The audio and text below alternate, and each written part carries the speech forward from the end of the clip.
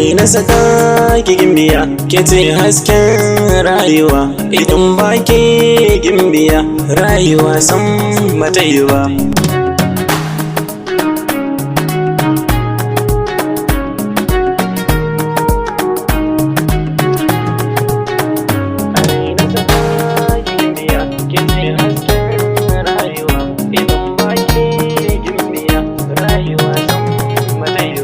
Da ke na mince sahiba taho a gare ni gimbiya, ki ce na saka a zuciya, ki zamto min habibiya, ki na yi kira da gimbiya taho zamto tauraruwa, ki ce kika sace zuciya mai so na zo gare ni ne.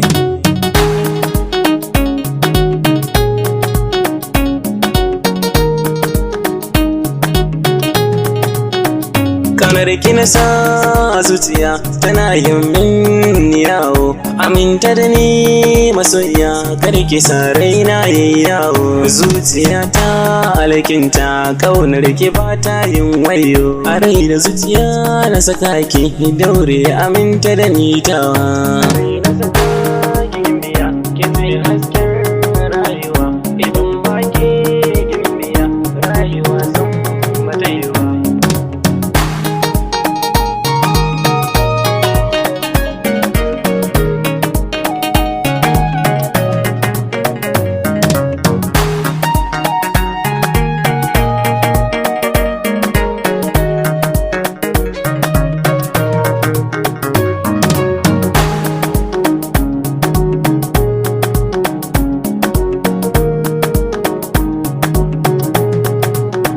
Kaunar ki na sa a zuciya, ita bitini da jijiya, ni na yi kiran ki gimbiya, abokai sun ce habibiya. Sunan ki idan na waiwaya, sunan ki kallo idaniya, ki ce na saka a zuciya, kaunar ki ba za ta bar ni ba.